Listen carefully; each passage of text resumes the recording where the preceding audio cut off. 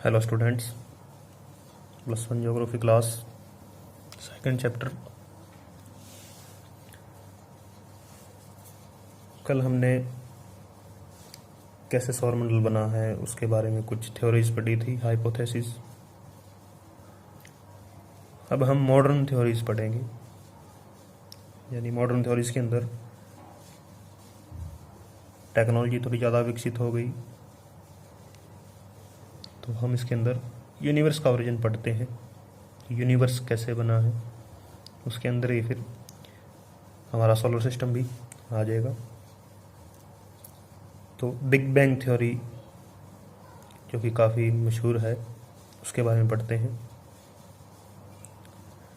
इसके अंदर सबसे पहले 15 बिलियन ईयर्स एगो एक बहुत डेंस पॉइंट था, पूरी एनर्जी से भरा हुआ एक पॉइंट। उस पॉइंट का टेम्परेचर मैक्सिमम था और वॉल्यूम यानी आयतन भी क्या था, अनंत था।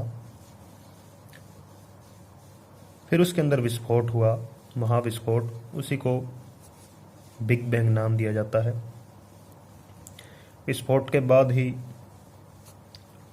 टाइम बना, यानी आप बिग बैंग से पहले के टाइम को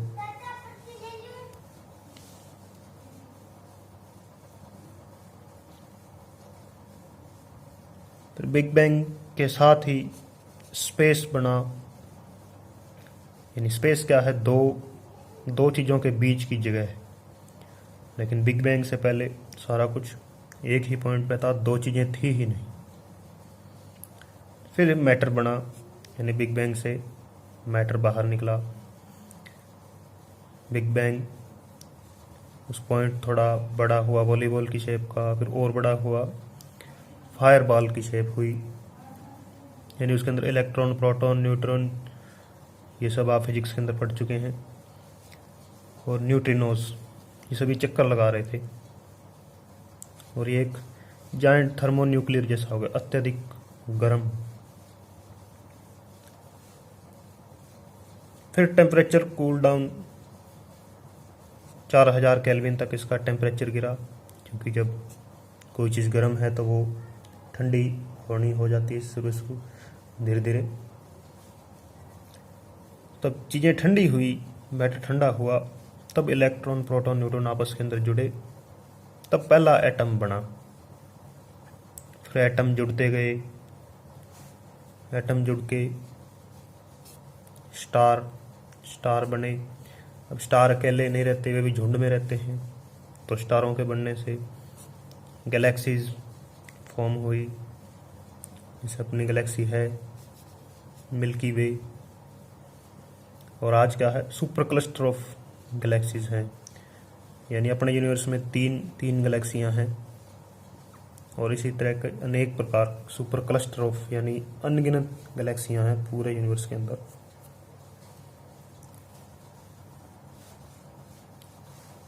तो ये बिग बैंग थ्योरी थी। अब क्या ये एक कल्पना है कि ऐसी किसी ने कहानी लिख दी हो कि इतने साल पहले विस्फोट हुआ, एटम बने किस तरह, फिर एटम जुड़ के स्टार्स बने? तो इसके बारे में एविडेंस भी हैं कुछ। पहला एविडेंस H.E. हबल ने ऑब्जर्व किया था 1920 के अंदर कि यूनिवर्स है वो क्या एक्सपैंड हो रहा है, यानी फैल रहा है, और तारे, ग्रह एक दूसरे से दूर जा रहे हैं। तो इसका मतलब पहले कभी एक पॉइंट पे सारा इकट्ठे थे, तो इस एविडेंस को मजबूती मिली। फिर जॉर्ज लेमेतेर और रॉबर्ट वैगनर ने 1966-67 के अंदर बिग बैंग थ्योरी दी, उसके अनुसार भी चीज़ें फैल रही हैं। और तीसरा, जो कि बिल्कुल लेटेस्ट, जॉन मैदर, ये नासा में काम करते हैं,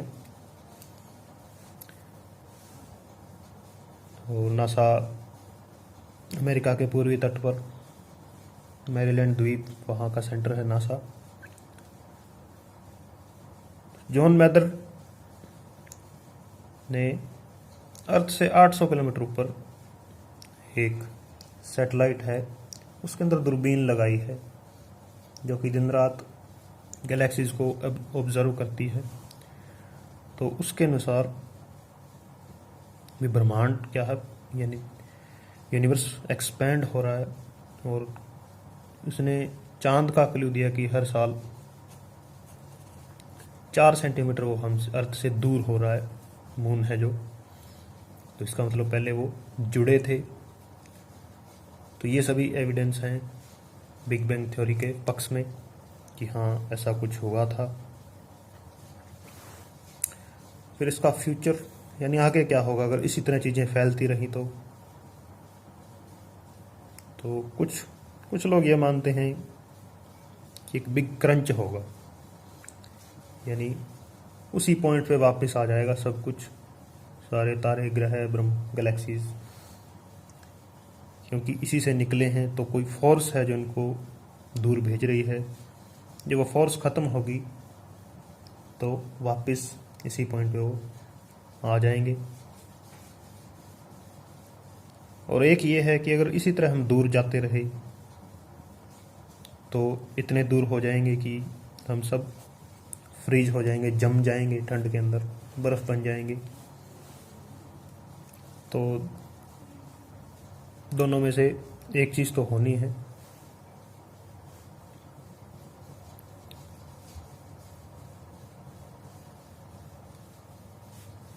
यूपीएससी के अंदर ये क्वेश्चन पूछा जाता है अक्सर कि हमारा फ्यूचर क्या है, कि हम क्या वापस इसी पॉइंट पे पहुंचेंगे या बिल्कुल दूर हो जाएंगे और अनंत में खो जाएंगे।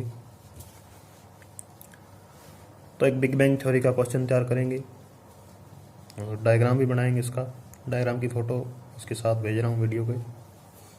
Thank you.